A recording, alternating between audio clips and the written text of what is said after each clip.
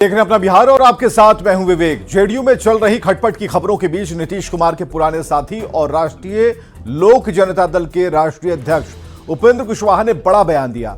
उपेंद्र कुशवाहा ने कहा कि नीतीश कुमार का आरजेडी के साथ जाना और तेजस्वी यादव के नाम की घोषणा करना आत्मघाती कदम था।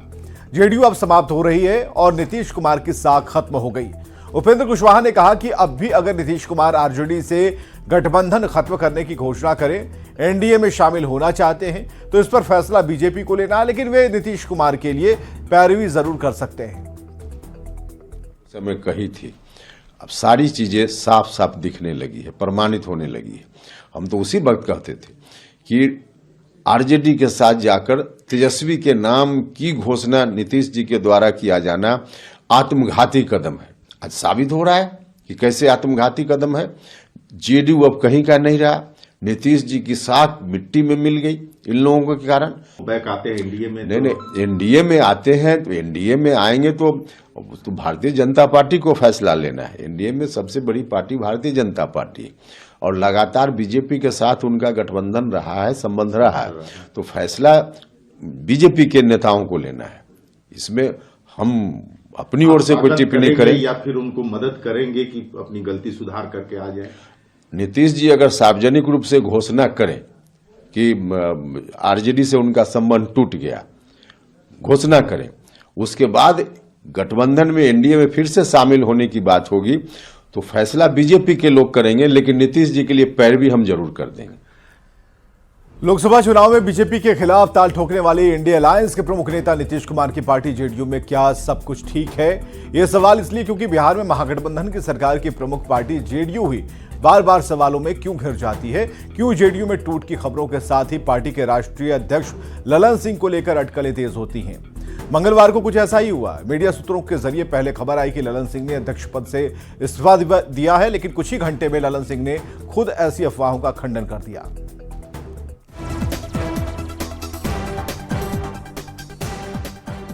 मेरी जो जानकारी जनता दल के भीतरी सूत्रों से कि 29 तारीख को ललन सिंह जनता दल के राष्ट्रीय अध्यक्ष पद पर नहीं रहेंगे। बीजेपी के खिलाफ समूचे विपक्ष को गोलबंद करने वाले नीतीश कुमार की खुद की पार्टी में क्या सब कुछ ठीक है? आखिर जेडीयू के भीतर खींचतान की खबर बार बार क्यों आती रहती है? सवाल यहीं खड़े होते हैं। सियासी गलियारों में यही चर्चा चलती रही है कि ललन सिंह की लालू यादव के साथ करीबी बढ़ने से नीतीश कुमार नाराज हैं। बिहार की सियासत में मंगलवार को उस वक्त बड़ी हलचल मच गई जब सूत्रों के हवाले से खबर आई कि जेडीयू के राष्ट्रीय अध्यक्ष ललन सिंह ने 29 दिसंबर को जेडीयू राष्ट्रीय परिषद की बैठक से पहले ही इस्तीफा दे दिया है। खबर ये भी आई कि ललन सिंह ने मुख्यमंत्री से राष्ट्रीय अध्यक्ष पद से खुद को मुक्त किए जाने का आग्रह भी किया।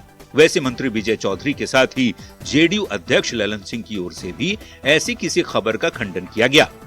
बात ही जब बेसिर पैर की है, जिस बात की वो सच्चाई से अभी तक कोई लेना देना नहीं है, जब पार्टी को कोई जानकारी नहीं है इस बारे में क्या बता।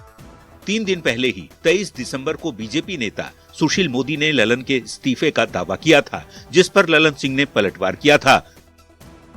मुझे तो जो अधिकृत जानकारी है उसे मैं गारंटी के साथ कह सकता हूं कि 29 तारीख को ललन जी निश्चित तौर पर हटेंगे और कोई भी नया व्यक्ति बनेगा। नीतीश जी से सुशील मोदी का बहुत नजदीकी रिश्ता रहा होगा, तो नीतीश जी का बात भी सुशील मोदी जान रहे हैं। वो ज्योतिष नहीं है। इंडिया गठबंधन में ऑल इज वेल। जानकारी के लिए बता दें कि 2010 में बिहार जेडीयू अध्यक्ष रहते ललन सिंह ने नीतीश कुमार के खिलाफ आवाज उठाई थी, जबकि 2013 में जेडीयू ने उनकी लोकसभा सदस्यता तक रद्द करने की मांग की थी और फरवरी 2015 में तो जीतन राम मांझी कैबिनेट से ललन सिंह बर्खास्त भी किए गए थे। जेडीयू की राष्ट्रीय कार्यकारिणी की बैठक दिल्ली में 29 दिसंबर को होने जा रही है, जिस पर सभी की निगाहें टिकी हैं। बैठक के साथ ही जेडीयू लोकसभा चुनाव अभियान की शुरुआत भी करेगा, पर ललन सिंह के कार्यकलापों को लेकर सवाल जेडीयू के भीतर ही उठ रहे हैं, जिसे लेकर सियासत गर्म है। न्यूज 18 के लिए पटना से आनंद अमृतराज और दिल्ली से अमितेश सिंह की रिपोर्ट। क्या इंडिया अलायंस की ओर से प्रधानमंत्री का चेहरा नहीं होगा? दिल्ली में विपक्षी गठबंधन की बैठक के बाद इसके संकेत एनसीपी प्रमुख शरद पवार ने दिए हैं। पवार के बयान पर सहयोगी महागठबंधन के नेता भी सहमति जता रहे हैं। वहीं बीजेपी की ओर से पीएम मोदी के नेतृत्व में बड़े मैंडेट के साथ सत्ता में तीसरी बार वापसी का दावा हो रहा है।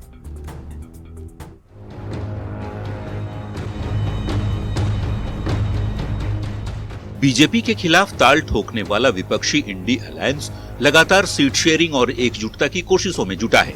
दिल्ली में अलायंस की बैठक के बाद बिहार में भी लोकसभा चुनाव को लेकर सीटों का बंटवारा होना है। इसी को लेकर कांग्रेस नेता राहुल गांधी ने बिहार कांग्रेस के सीनियर नेताओं के साथ दिल्ली में बैठक की। कांग्रेस अध्यक्ष मल्लिकार्जुन खड़गे के साथ सीटों के तालमेल पर चर्चा भी हुई। पर इन सब के बीच एनसीपी अध्यक्ष शरद पवार ने लोकसभा चुनाव के लिए पीएम फेस को लेकर बड़ा बयान दिया है। पुणे में पत्रकारों से बातचीत में पवार ने कहा कि आम चुनाव में इंडी अलायंस को पीएम फेस की कोई जरूरत नहीं है। इस पर महागठबंधन की ओर से प्रतिक्रिया आरजेडी की ओर से आई है, सुनिए।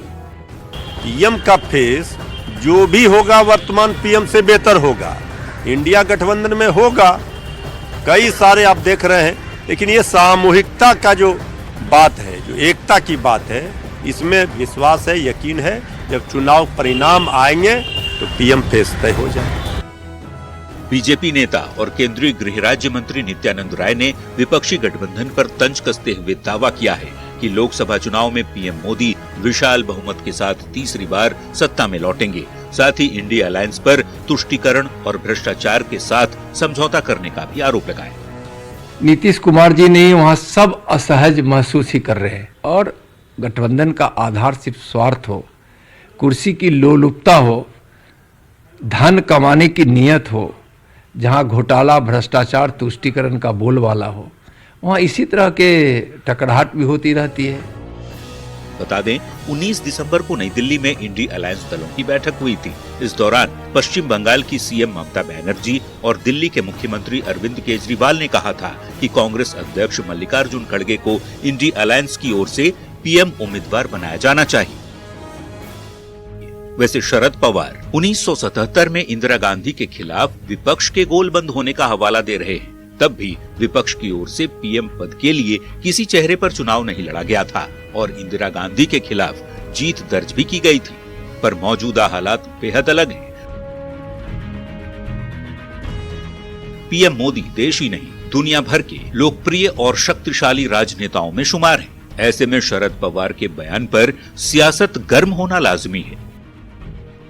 न्यूज 18 के लिए पटना से रजनीश कुमार और दिल्ली से अमितेश सिंह के साथ ब्यूरो रिपोर्ट। दिल्ली में राहुल गांधी के साथ हुई बिहार कांग्रेस के नेताओं की बैठक में लोकसभा चुनाव में सीट शेयरिंग का मुद्दा उठा है। सूत्रों के मुताबिक बैठक में कुछ नेताओं ने यह बात भी उठाई है कि कमजोर सीटों को भी गठबंधन के सभी दल आपस में बांटें। बताया जा रहा है कि बैठक में कुछ नेताओं ने यह मुद्दा उठाया कि आरजेडी जेडीयू जीतने वाली मजबूत सीटें लेती हैं और हारने वाली सीटें कांग्रेस के खाते में डाल देती हैं। वहीं बैठक के बाद बिहार कांग्रेस के अध्यक्ष अखिलेश सिंह ने 2019 के चुनाव की तरह 9 सीटों पर कांग्रेस के दावे पर कहा कि जब गठबंधन होता है तो थोड़ा उतार चढ़ाव होता है और 1-2 सीट इधर उधर होने में कोई तकलीफ नहीं है। करीब 3 घंटे तक ये बैठक चली और लोकसभा चुनाव की तैयारियों पर चर्चा हुई।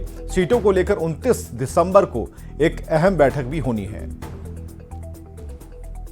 अपने अपने अलग टास्क हैं। 29 तारीख को भी एक हम लोग की बैठक होनी है, विधेयक चर्चा हुई। सब इंडिविजुअल जितने भी आए थे सबने अपनी बात रखी, बहुत ही ट्रांसपेरेंट तरीके से दिल की बात, क्या क्या करना चाहिए, सब पे बात हुई। सीट बंटवारा सबसे बड़ा मुद्दा है, क्योंकि 2019 में आप लोग 9 सीटों पे चुनाव लड़े थे। 5 लोगों की जो कमेटी है पार्टी ने जो बनाया है, पार्टी लीडरशिप ने, उसके बीच में इस पे भी चर्चा होगी। लोकसभा चुनाव को लेकर के किस तरह की रणनीति? तैयारियों की समीक्षा हुई जी, और जिस तरह से सब सीटों पर हम लोग तैयारी किए हैं उसका हम लोगों ने जानकारी दिया और जिसका जो सुझाव था, बिहार से जो भी आए थे प्रतिनिधि, 36-37 लोग आए थे, सब लोगों ने अपनी अपनी बात कही और सीटों पर कोई सीट वाइज चर्चा नहीं होना था। यहाँ हम लोग जानते थे, ऑलरेडी एक अलायंस कमेटी बनी है। 29 तारीख को बिहार का वहाँ मीटिंग होना है, वहाँ हम लोग अपनी बात रखेंगे। पिछली बार 9 सीटों पर पार्टी चुनाव लड़ी थी, इस बार नीतीश जी भी आ गए हैं, जेडीयू की एंट्री हो गई है, तो उस सिचुएशन में किस तरह का आप लोग डिमांड रखेंगे? आप लोग क्या एक्सपेक्टेशन है कि सम्मानजनक सीटें मिलें? जहाँ तैयारी की है वहाँ उसकी चर्चा करेंगे और उसमें सभी पार्टियों को फ्लेक्सिबल होना पड़ेगा। जेडीयू चूंकि एक पार्टी बढ़ गई तो फ्लेक्सिबिलिटी जरूर आवश्यक है अलायंस का स्वरूप बनाए रखने के लिए, बचाए रखने के लिए, ताकि हम लोग बीजेपी से ठीक से लड़ सकें। दिल्ली में बिहार कांग्रेस के नेताओं के साथ राहुल गांधी की बैठक पर बीजेपी ने सवाल उठाया। बीजेपी प्रवक्ता ने आरोप लगाया कि इस बैठक में बिहार में से सिर्फ एक अति पिछड़ा चेहरा को बुलाया गया था। ऐसे में राहुल गांधी किस मुंह से अति पिछड़ों के अधिकार की बात करते हैं। बीजेपी के आरोपों पर कांग्रेस प्रवक्ता राजेश राठौर ने पलटवार किया। बोलिएगा कि जिसकी जितनी हिस्सेदारी उसकी उतनी भागीदारी, लेकिन जब भागा लगाने की बात हो तो भाग खड़े होते हैं। 25 लोगों का डेलीगेशन आपने बिहार से बुलवाया चर्चा के लिए, और उस चर्चा में भी उसकी भागीदारी नहीं। 36% जिसकी आबादी है अत्यंत पिछड़ों का, उसका संख्या सिर्फ एक नेता को बुलाया आपने। तो जब आप चर्चा में ही भागीदारी नहीं देंगे तो आप सरकार में और संगठन में कहां हिस्सेदारी देंगे। उस सूची को देखिएगा तो सभी वर्ग के लोग हैं, पिछड़ा है, अति पिछड़ा है, दलित है, महादलित है, सवर्ण है, अल्पसंख्यक है, अल्पसंख्यक में भी पिछड़े वर्ग के लोग हैं। ये भ्रामक न्यूज भारतीय जनता पार्टी की चाल है। तो लोकसभा चुनाव जैसे जैसे नजदीक आता जा रहा वैसे वैसे बिहार में पोस्टर पॉलिटिक्स से एक तरफ फिर से जोर पकड़ने लगी है। राष्ट्रीय जनता दल ने प्रदेश कार्यालय में लगाए गए अपने एक पोस्टर के माध्यम से केंद्र सरकार पर निशाना साधा। पोस्टर में कई संस्थाओं और एजेंसियों को कठपुतली बताते हुए इन पर केंद्र सरकार के इशारे पर काम करने का आरोप लगाया। और अधिक जानकारी दे रहे हैं संजय कुमार। 2024 लोकसभा का चुनाव जैसे जैसे नजदीक आता जा रहा है वैसे वैसे बिहार में पोस्टर की राजनीति भी चरम पर दिख रही है। राजद के प्रदेश कार्यालय के बाहर ठीक एक पोस्टर लगाया गया है और इस पोस्टर में यह बताया गया है कि किस तरीके से केंद्र सरकार जो है उसने देश की संस्थाओं को कठपुतली बना लिया है और केंद्र सरकार के इशारे पर जो है ये सारी संस्थाएं काम कर रही है। लोकसभा, राज्यसभा, चुनाव आयोग, ईडी, तमाम संस्थाओं को यहाँ पर दिखाया गया है। इस तस्वीर में तेजस्वी यादव का तो पोस्टर लगा ही है, इसके अलावा लालू प्रसाद यादव और दूसरे जो नेता हैं सभी नेताओं का पोस्टर लगा हुआ है। और राष्ट्रीय जनता दल ने इस पोस्टर के माध्यम से केंद्र सरकार को घेरने की कोशिश की है। जाहिर सी बात है इसी पोस्टर के माध्यम से हाल के दिनों में बिहार में राजनीति चरम पर दिखी है और एक बार फिर से जैसे जैसे लोकसभा चुनाव नज़दीक आता जा रहा है वैसे वैसे बिहार में पोस्टर की सियासत भी सबाब पर दिख रही है। कैमरा पर्सन दीपक के साथ संजय कुमार, न्यूज़ 18 पटना। तो आरजेडी के इस पोस्टर पर सम्राट चौधरी ने निशाना साधा और कहा कि भ्रष्टाचारियों को जेल जाना ही होगा। देवगौड़ा जी के समय से सीबीआई लालू जी के खिलाफ कार्रवाई कर रही है। यूपीए में जब सरकार में थे तब भी तोता बताया गया था। देखिए ये लोग जो भ्रष्टाचारी है, भ्रष्टाचार करने वाले लोगों को यही लगेगा, उनको जेल जाना पड़ेगा, कोई रोक नहीं सकता है।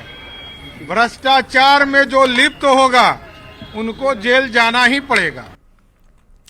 बिहार के सरकारी स्कूलों में पढ़ा रहे 4.25 लाख नियोजित शिक्षकों को सरकार ने बड़ी सौगात दी।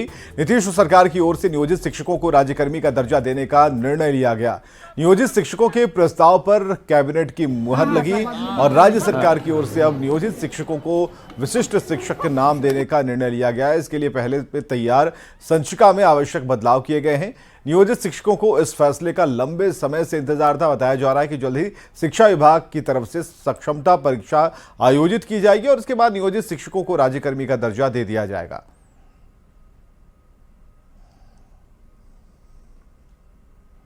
सबसे महत्वपूर्ण जो प्रथम एजेंडा था वो था बिहार विद्यालय विशिष्ट शिक्षक नियमावली 2023। इसके अंतर्गत जो हमारे आज के दिन में पंचायत में, जिला परिषद में, पंचायत समिति और नगर निकाय में जितने भी हमारे शिक्षक कार्यरत हैं उनको सरकारीकरण करने का निर्णय सरकार ने लिया है और उनको जो नामकरण उनका अब किया गया है। अब सभी इस प्रकार के शिक्षकों को विशिष्ट शिक्षक के रूप में नाम रखा जाएगा। राज्यकर्मी के दर्जे पर मुहर लगते ही नियोजित शिक्षकों की खुशी देखते बन रही है। सभी शिक्षक जश्न मना रहे हैं। पटना के कन्या मध्य विद्यालय अमला टोला के शिक्षकों और शिक्षक नेताओं ने रंग गुलाल लगाकर एक दूसरे को बधाई दी, साथ ही राज्य सरकार को भी धन्यवाद दिया। शिक्षकों ने साफ कहा कि उनकी सालों की मुराद अब पूरी हुई और शिक्षकों की जीत हुई है।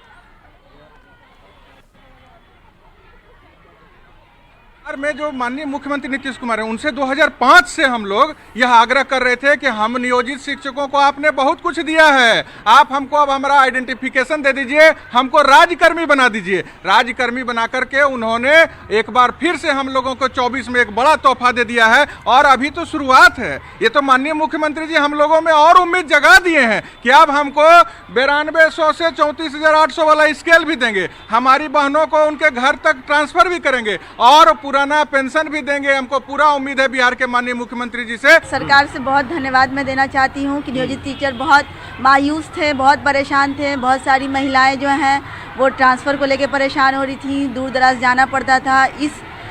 अब हम लोग सहायक टीचर भी कहलाएंगे, बहुत खुशी है। मैं सर्वप्रथम एक कहावत था कि बच्चे माँ के गोद में बहुत सुरक्षित रहते हैं, उसी कहावत को बिहार सरकार ने चरितार्थ किया।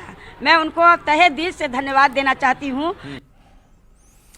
और समस्तीपुर से बड़ी खबर है, एक युवक की नदी में डूबने से मौत के बाद आक्रोशित लोगों ने जमकर बवाल काटा। मौके पर पहुंची हुई पुलिस पर हमला कर दिया, कई गाड़ियों में तोड़फोड़ की है। मामला नगर थाना इलाके के रेलवे गंडक कॉलोनी का है।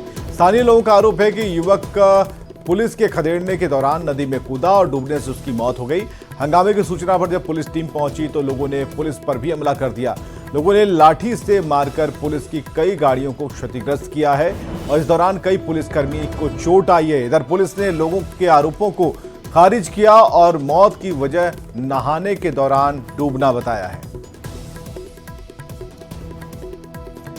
तो समस्तीपुर से इस वक्त की बड़ी खबर, एक युवक की डूबने से मौत हुई और उसके बाद लोग आक्रोशित हो गए, गुस्से में आ गए और पुलिस पार्टी पर ही हमला कर दिया, डंडों से प्रहार किया। यहां देख रहे हैं कि पुलिस वहां पर मौजूद थी, लेकिन बाकी जितनी भी गाड़ियां थी जो रास्ते में खड़ी थी सब पर एक साथ लोगों ने हमला कर दिया और जमकर तोड़फोड़ मचाई है। पुलिस पर लोगों के गंभीर आरोप भी, हालांकि पुलिस इन आरोपों को पुलिस ने खारिज किया है। और ये तस्वीरें आप देखिए किस तरीके से गाड़ी पर, पुलिस की गाड़ी पर भी हमला हो रहा है, उसके शीशे तोड़े गए हैं और बांस बल्लों से हमला किया गया पुलिस पार्टी पर। वही रखा हुआ है, रक्षा की बच्चा को देश का क्या हाल होगा और बेटा जनता का दो कानून प्रशासन ही बढ़ाता बढ़ाव देता हर चीज का, तब कोई कुछ कर रहा है। दरभंगा रेलवे लाइन के पास में व्यक्ति नहा रहे थे, अमरनाथ कुमार उर्फ अपू। नहाने के दौरान ही उधर से पुलिस भी गुजर रही थी, उसी समय वो डूब गए। पुलिस द्वारा भी और पब्लिक द्वारा बचाने का प्रयास किया पर नहीं हुए। कुछ लोगों में गलतफहमी हो गया कि शायद पुलिस आई इसीलिए वो नदी में उतर गया, मगर वो पहले से ही कपड़ा अपना खोल के और स्नान करने के लिए नदी में था। वो पता भी चला कि उनको तैरने नहीं आता था, जिस कारण से डूबने से मृत्यु हो गई। जब बॉडी मिला तो कुछ आक्रोशित महिला, उनकी बहन लोग सब द्वारा पथराव किया गया, जिससे थोड़ा देर के लिए अफरा तफरी, मगर कोई विधि व्यवस्था की समस्या नहीं है। कटिहार में कल अवैध आरा मिल के खिलाफ कार्रवाई करने गई वन विभाग की टीम पर हमला हुआ था। गाड़ियों को तोड़ा गया था। वन कर्मियों और अधिकारियों की वर्दी फाड़ने के साथ उन्हें जलाने का प्रयास किया गया था। इसके बाद भारी संख्या में पुलिस बल को बुलाया गया और इनकी जान बच पाई। महेशवा गांव की घटना को लेकर केस दर्ज करा दिया गया और इसके बाद अवैध आरा मिल मालिकों के खिलाफ कार्रवाई की जा रही है। तो ये कल की तस्वीरें हम आपको दिखा रहे हैं, लेकिन एक्शन आज हुआ है। अवैध आरा मिल मालिकों का दुस्साहस ये कि पुलिस पार्टी पर ही हमला कर दिया और पुलिस वहां पर जांच करने पहुंची थी, छापेमारी करने पहुंची थी और पुलिस की गाड़ी को कैसे निशाना बनाया गया है ये आप देख पा रहे हैं। वर्दी पर तेल डालकर जलाने की पुलिसकर्मियों को कोशिश की गई है और जमकर जो अधिकारियों की गाड़ी वहां पर पहुंची थी, छापेमारी में जिन गाड़ियों को शामिल किया गया था उन सभी गाड़ियों पर पथराव हुआ है, उनके शीशे टूटे हुए हैं और वन विभाग की टीम पर हमले की ये तस्वीरें। डंडा हरबो हथियार से लैस होकर के हम लोगों पर वार किया गया और उनके द्वारा बताया गया जो कि आप लोगों को अगर दम है तो हाजीपुर में आरा मशीन उखाड़ करके दिखाइए। उसके बाद हम उससे पहले मेरे द्वारा थाना अध्यक्ष को फ़ोन किया गया, चूँकि वो कोढ़ा प्रखंड के अंतर्गत आता था। जब थाना प्रभारी वहाँ पर पहुँचे तो उनके साथ भी उसी तरह की घटना घटी, मोबिल छीटा गया, हम लोगों को जलाने का प्रयास किया गया और उसके बाद मेरे दोनों सरकारी गाड़ी को चकनाचूर कर दिया गया।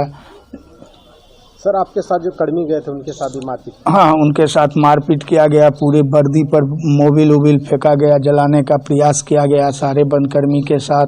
महिला बनकर्मी का वर्दी भी फाड़ दिया गया।